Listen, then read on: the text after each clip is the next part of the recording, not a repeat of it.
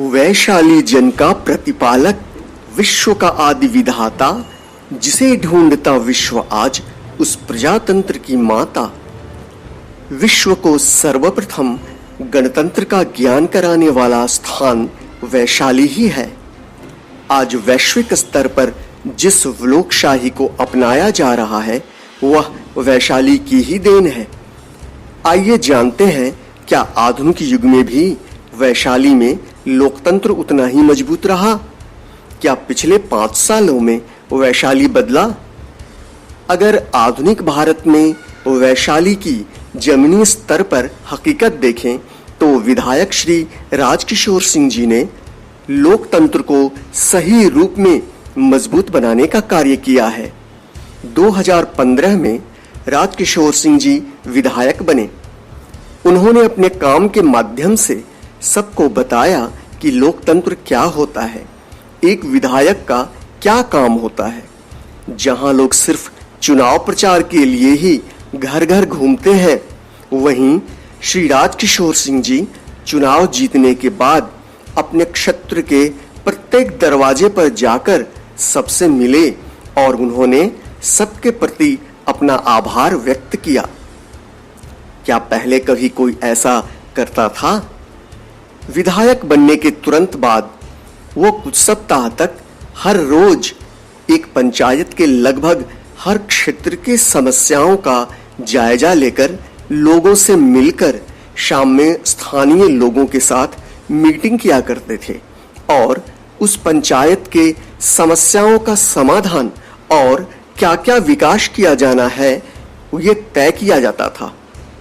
इस तरह से सिर्फ 1-2 पंचायत ही नहीं बल्कि विधानसभा के अंदर आने वाले प्रत्येक पंचायत का उन्होंने जायजा लिया। पूर्ववर्ती विधायकों द्वारा अपने ही परिवार के लोगों को, अपने ही रिश्तेदारों को विधायक प्रतिनिधि बनाया जाता था, पर राजकिशोर सिंह जी ने इस परिवारवाद की परंपरा को खत्म कर विभिन्न प्रखंड के लिए अलग-अलग सुयोग्य लोगों को विधायक प्रतिनिधि बनाया।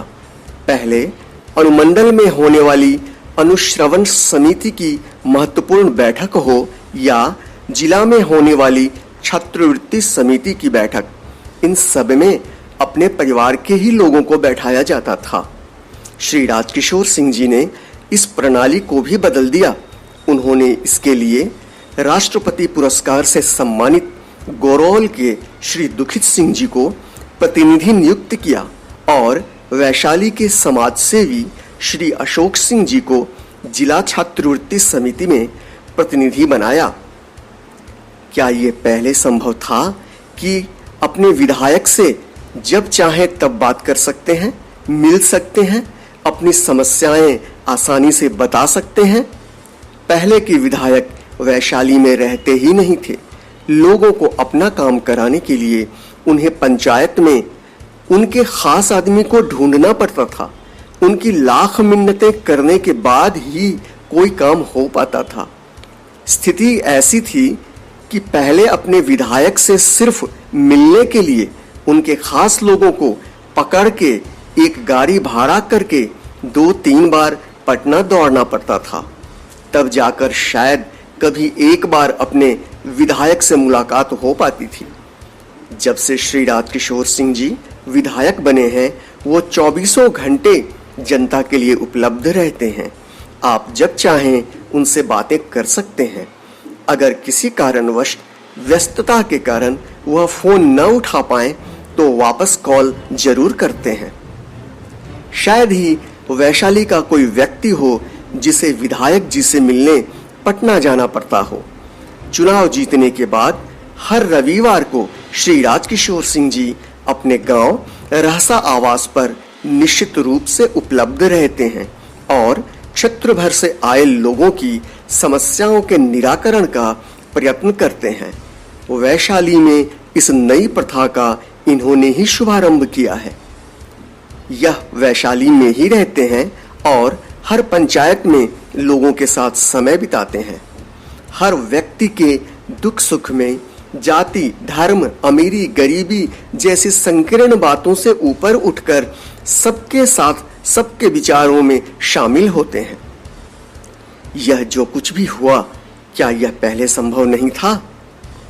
पहले ऐसा इसलिए नहीं हुआ क्योंकि जीते हुए विधायक महोदय खुद को राजा समझने की गलतफहमी पाल लेते थे और वैसा ही व्यवहार करते थे। श्री राजकिशोर सिंह जी हमेशा कहते हैं, हम जनता के सेवक हैं, जनता के बीच ही रहेंगे। वैशाली के लोग खुशकिस्मत हैं कि उनका जनप्रतिनिधि उनकी समस्याएं सुनने के लिए और उनके दुख सुख बांटने के लिए हर समय उपलब्ध है। यही तो असली लोकतंत्र है। श्री राजकिशोर सिंह जी ने इस छोटी सी अवधि में 872 करोड़ रुपए के अभूतपूर्व विकास कार्य किए हैं और इन विकास कार्यों का विवरण कैलेंडर और होर्डिंग के माध्यम से जनता को दिया है। अपने काम का हिसाब देने की प्रथा इन्होंने शुरू की, जो सही मायने में लोकतांत्रिक मूल्यों के प्रति इनकी आस्था का परिचायक है।